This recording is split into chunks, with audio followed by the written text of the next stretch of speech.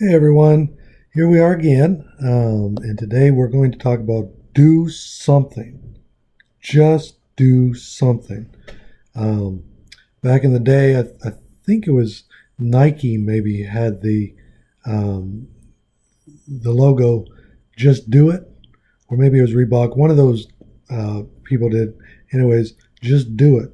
And so that's what we're going to talk about today. Too often we are given opportunities that we become fearful about the uncertainty of it. Um, Perhaps it's a new job, or perhaps it's a new ministry, or perhaps it's a new, uh, you know, perhaps it's a new girlfriend or boyfriend for those who are single. The fearfulness of the uncertainty is what kind of gets us to either determine whether or not we're going to do it or we're not. I'm not a huge risk taker. Which is why I don't gamble. I don't like to put money into something that I'm not sure I'm going to get something back on. In fact, my 401k, they wanted to up it this year automatically, and I was like, no, let's just leave it where it's at because I'm not even sure about it. So I'm always afraid of losing if something because I don't like to take the risk. I like a sure thing. If I'm going to bet on a horse, I want to make sure that horse is going to run as fast as it can and it can beat every other horse in the race and, you know, that type of thing. Jesus taught, though, that we must do something. We never have a guarantee when we're trying to reach souls or reach people for Jesus. We never have a guarantee whether or not that person is going to accept what we're telling them.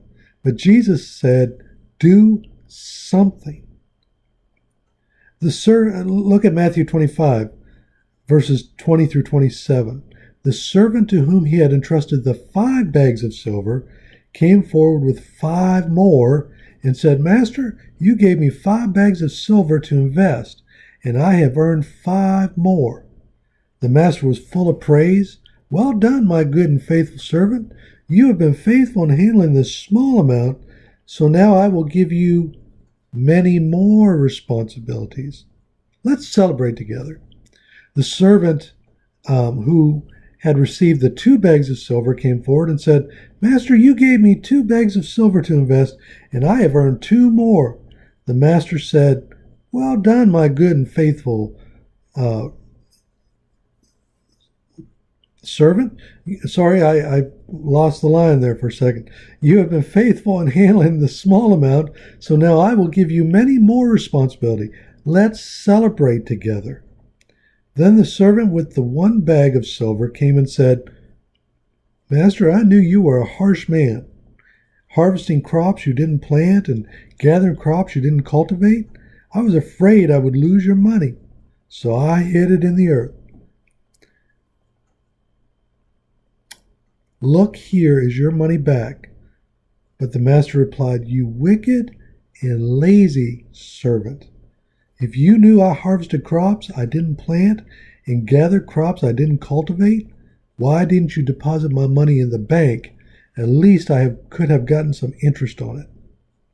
Couple things. First of all, the first 2 servants here said, You gave us the silver. They took it upon themselves that this was theirs, that they had been given this. But the 3rd servant, he said, I didn't want to lose your money. He never took responsibility for the silver or the money. He always thought in his mind, it's my master's, it's not mine. And we've got to get out of that mindset that when God gives us a gift or a calling, that it's God's gift and it's God's calling. No, God has given us the gift and us the calling. The master only wanted the servants to try something. He did not expect all of them to double what he had given them. He just expected them to try something.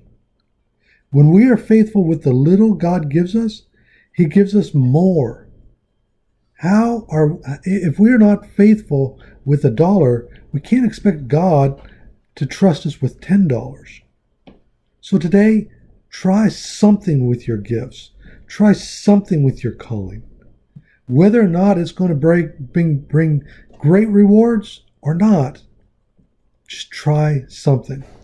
All right, guys, have a great day, and we'll talk to you tomorrow.